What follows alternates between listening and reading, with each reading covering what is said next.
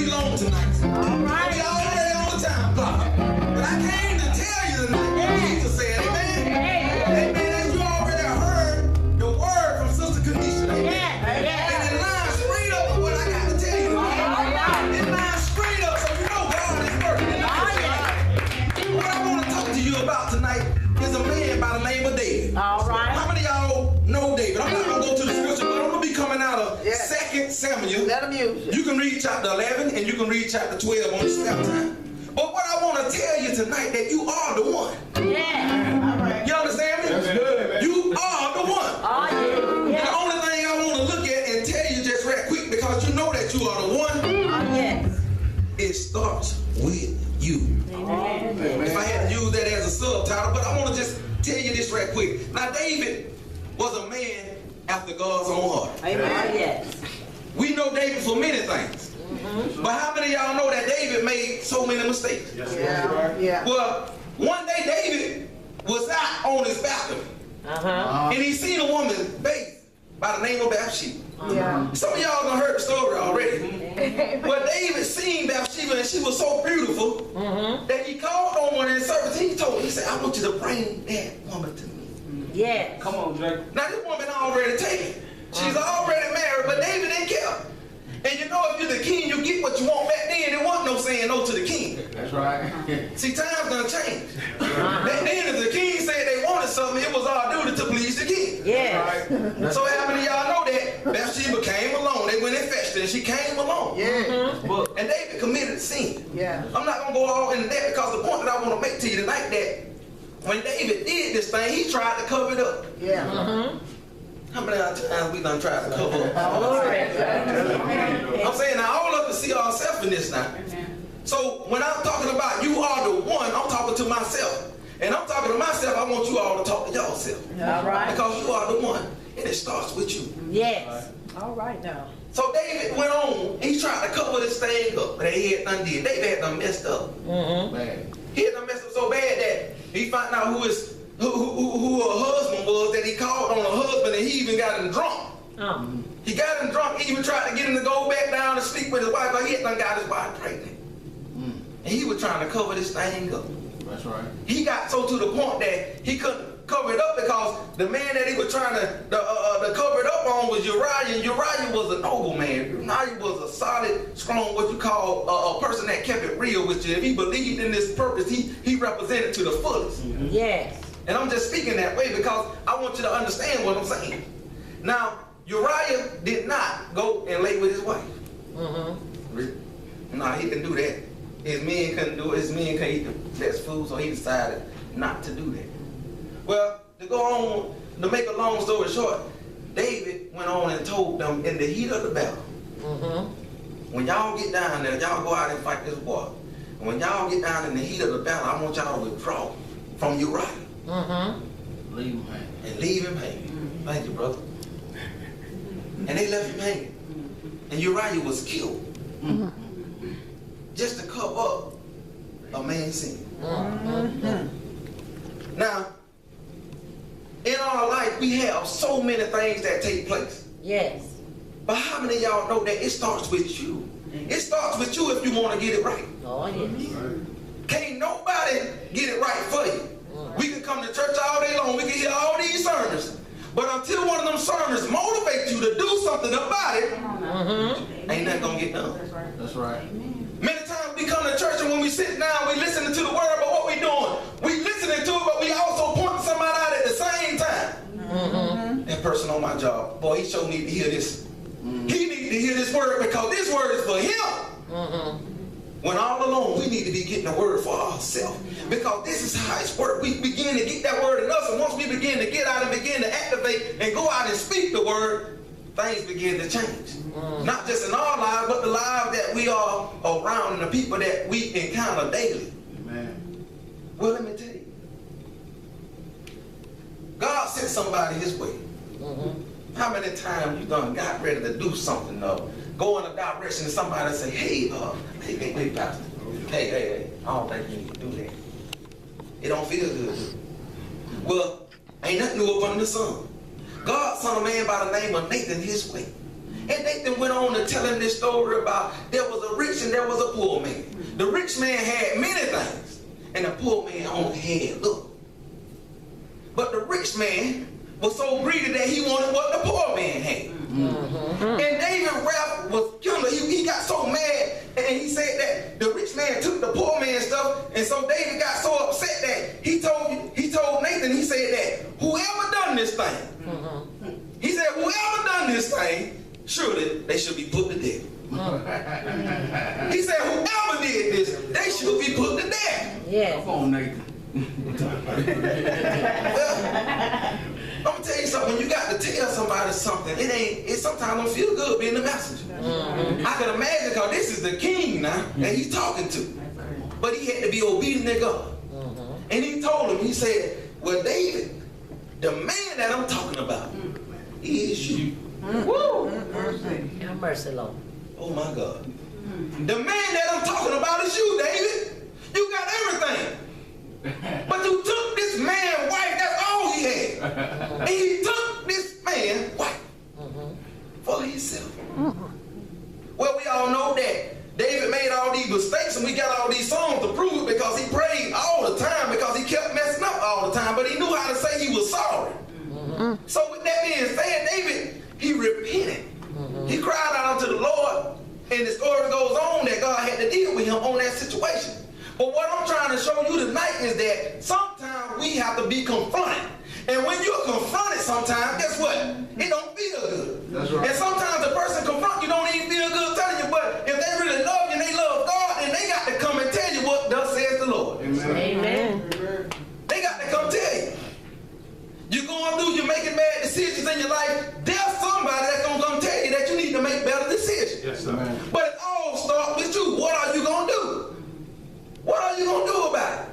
See, I ain't just preaching y'all, but I'm preaching to myself too, because the more and more that I'm motivated to do something, I'm acting and I'm doing because love does, and I believe we serve a God of action. We don't serve a God that sat down and didn't do anything.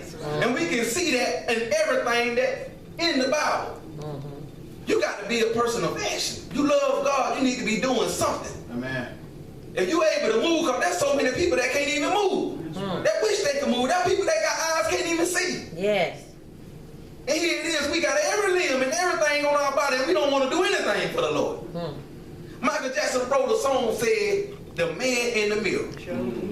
He said in that song, "I'm going to make a change." I'm looking on time, Pastor. He said, "I'm going to make a change." Yes. Some of y'all done heard the song. He said, "I'm going to make a change." He went on and said, "Who am I to pretend that I don't see people's needs?" A broken bottle top and all this stuff in the streets what he's talking about. But he looked in the mirror and he said, "It's starting with me." Oh, yes. So what I want to encourage you tonight is that everybody here got to make a change somewhere along the line. There's something in everybody's life. Ain't nobody excluded tonight. There's some changes that we need to make. I went on in the Bible study a while back, and I told you we took change and we broke it down to an acronym. If we took change and broke it down to an acronym, and I want you to take this home with you tonight now, because this is very important. All right. If we broke change down into an acronym, we will take that letter C. And in order to change your life, I'm going to give you everything you need. So when you leave here tonight, you know how to make this cake. You know how to go out there and do better things in your life. Yes, sir. So we take that C and we would say that you need courage to change. Right. Amen. That's where it begins. Because you got to get sick and tired of the bad decisions that you're making. Have mercy. You got to build up something. You got to build up that courage in order to change. And then when you build up your courage, we're going to look at that letter H. All right. You're going to need help. Have mercy. Amen. You're going to need spiritual mentors. You're going to need friends. I'm talking about some real friends. I ain't talking about somebody that you just kick it with every day, kick the bobo. I'm talking about friends that'll tell you to your face, "Hey, you're wrong today. I love you, but you're wrong." See, I got friends like that. When I'm wrong, I got Pastor Wright going to tell me I'm wrong. Amen. Voice is going to tell me I'm wrong. When I'm on wrong key, Brother Tony going to say, "Hey, brother, you need to get that right here. Take that. I think we right here." He going to know how to say it in the right way to tell me that I'm wrong. See, you need friends like that in your life to correct you and tell, and I'm gonna tell you, it don't feel good. But you're going to need help if you really, truly want to change. All right. Next, we're going to take the A. you're going to need the attitude. You got to have attitude to change. Amen. I heard so many people say your attitude determines your altitude. All right. You ain't going nowhere if you ain't got the attitude. If you ain't got the attitude to change, you ain't going nowhere. People trying to talk to you and tell you things and your attitude stink. You see what I'm saying? I'm just telling you like it is. Amen. You try to talk to some people today, I'm telling you, I got so many people that I deal with daily, but you try to talk to some of them, and me knowing me, before I get to that point where I get out of character, when I see their attitude, I'm going to catch you later. I'll talk to you another time. Because I don't want to get out of character, so I got to be wise enough to know his attitude stink right now, so I'm not going to talk to him right now. But you got to have the attitude to change. Next, we're going to take the end. You got to have the need. You got to see the need for change. Some of us think we're perfect. We got it all together. We don't need to change our lives. You got to see the need. I don't care who you is. There's something in your area of your life that you got to say, I got to do something different right here. I got to see the need, because if you don't see it, somebody else going to see it.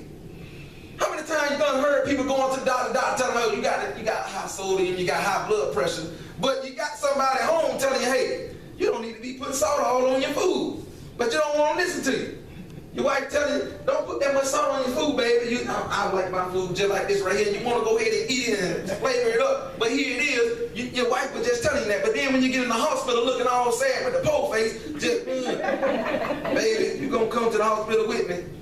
And you should have realized that you shouldn't be eating all that stuff. You had somebody telling you, but now the doctor got to tell you, you got to pay all type of money when you should have listened from the first time. Amen. You got to see the need to change.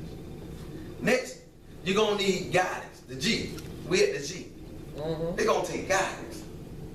Guidance. You can't go nowhere if it's like a compass. God is guiding us. He's the head of our life, but God placed people in our lives. He placed people in your life, some for a season, some for a reason, and some for a lifetime. And I tell people that all the time. All right, then. Some people are seasonal people. Some people, they've been placed there just for a reason. Just for the day. That's it. And then some people you're going to be stuck with for a lifetime. Oh, Lord. Every time I look around this person. But that's God working in your life. Oh, yeah. Sometimes you need these people so you can get guided. See, you being molded and they bumping here, they bumping you there, and it's hot and you're burning because people telling you things you don't like.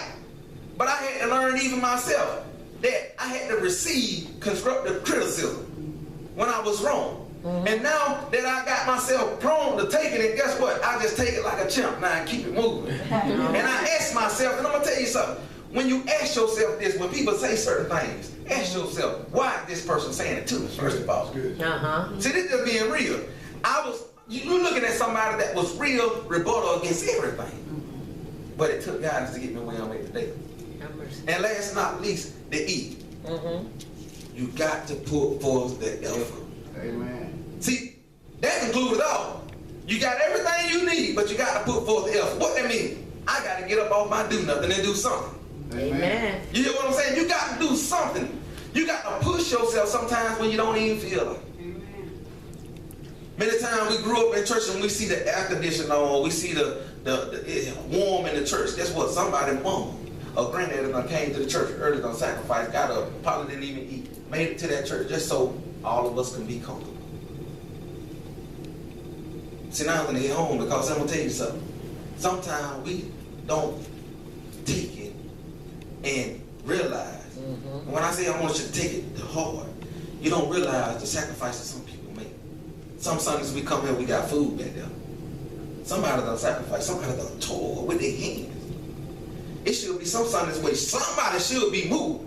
They say, hey, what can I do this Sunday? Can I help out this Sunday? See, a lot of times people just got their hands out. This is how the world is. You got your hand out, but we got to be moved to want to do something. When you see somebody moving along and need help, it shouldn't take somebody to come tell you to help somebody. As men and women of God, we should be motivated to want to help them. You see somebody old struggling along, somebody shouldn't have to hit you across your head. Sometimes we got to encourage ourselves. When you don't feel like going, you need to do something. Amen. We got food being prepared. People go all out, people picking up people. Sometimes, open your mouth and ask, is it anything I can do? There should be no time, and it's just being real, Pastor. I got to say it because let me tell you something. When you come and you see a piece of paper on the ground, and you walk right by it like you don't even see it. Right on. Step right on and keep on going. I mean, it's absolutely ridiculous. What I'm trying to say, not just here, but it starts on your job. It starts in your school. It starts everywhere you go. You should be motivated to do something because guess what? It starts with you, but it starts tonight.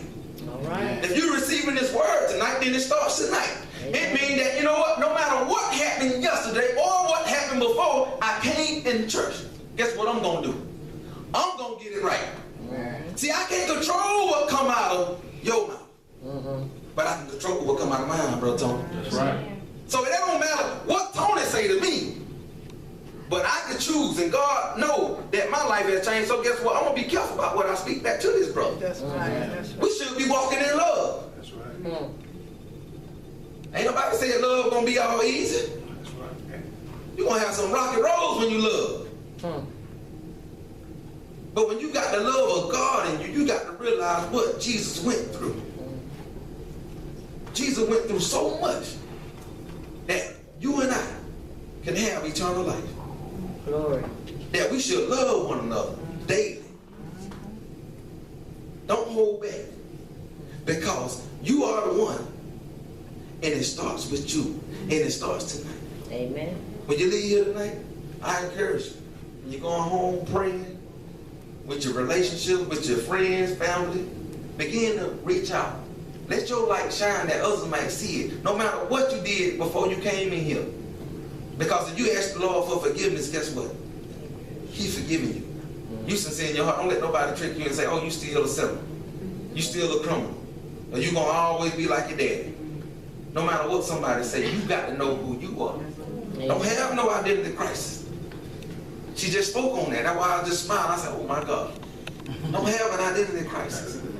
Realize who you are and do something about it. Amen. Amen. Amen.